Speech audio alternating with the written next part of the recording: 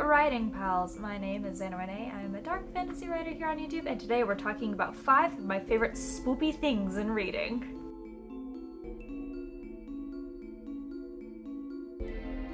But before we get into that, don't forget to like and subscribe and ring that bell so you get notified every time I upload a video. I try to upload videos twice a week about fun, bookish, and writing related content. I also upload the occasional vlog and the occasional chaotic video where I just do something absolutely insane, like bleach my hair. Hey, that's what I do. So in the spirit of today's video, I've decided to wear my spoopiest shirt.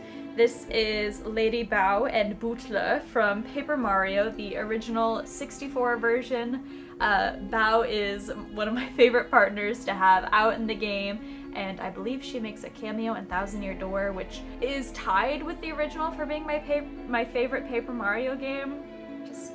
Just thought I'd throw that out there. I'm wearing a shirt that's got some boos on it. Spoopy.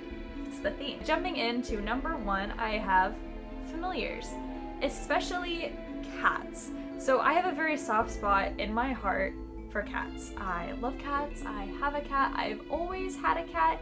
And the idea that you have this magical feline partner going on a journey with you that's helping you either harness your magic or helping you do things and balancing you out and helping bring you aid is just awesome because, oh, my cat's currently jumping in and out of the big box.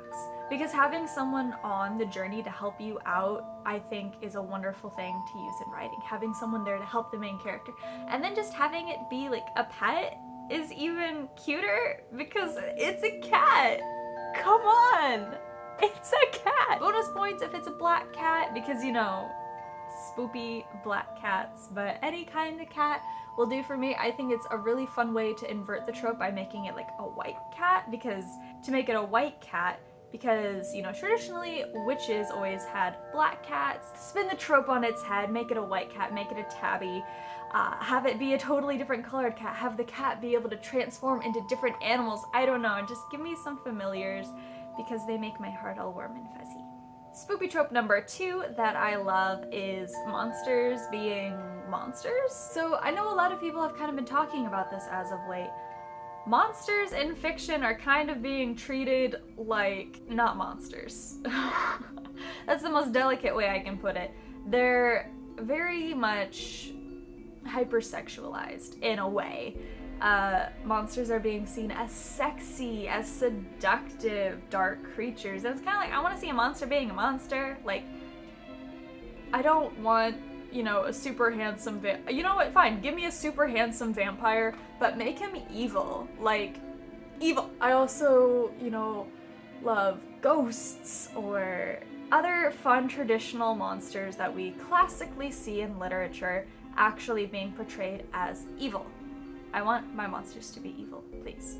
Sometimes I don't want them to be. Sometimes I'm in the mood for, like, the monster is actually a softie at heart, but as of late, I really just want my monsters to be monster-like. Number 3 is that I love the incorporation of multiple different kinds of traditional monsters being worked into Western literature. Going along with the last point, we've seen a lot of werewolves, we've seen a lot of vampires, we've seen a lot of dragons and mermaids as of late, but I really am loving seeing all sorts of different kinds of monsters from different cultures.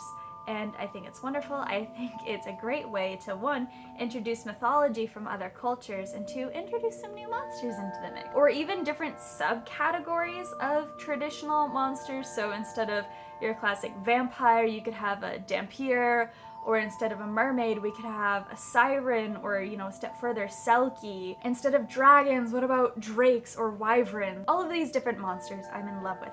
Each little subcategory, because, you know, it's great, you know, to branch out, to make things different. You know, I could easily say, oh, in my book I have a cat.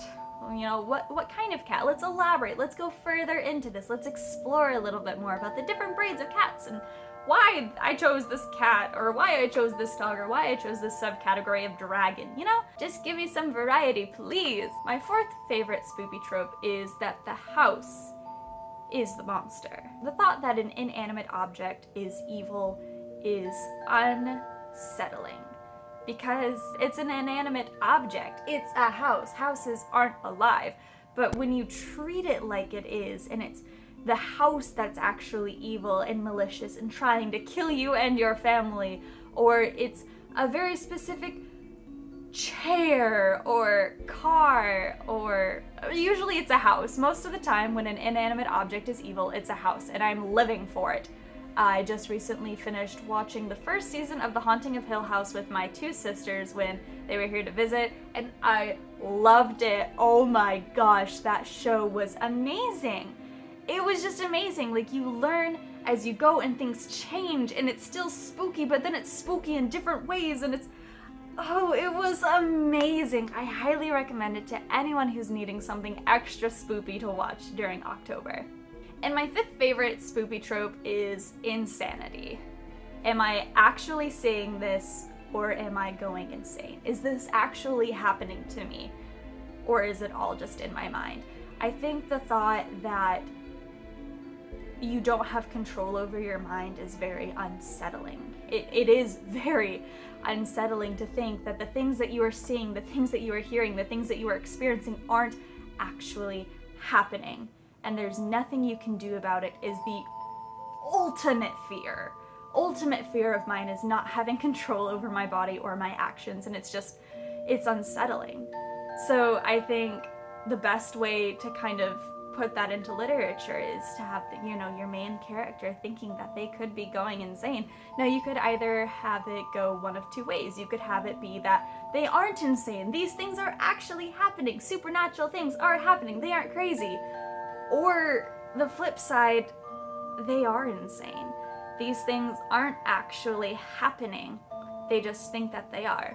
And you can do a great meet in the middle through the middle of your book where the people on the outside think that they're insane, and we just don't know yet until the end of the book where, coin flip, they are insane or they aren't insane.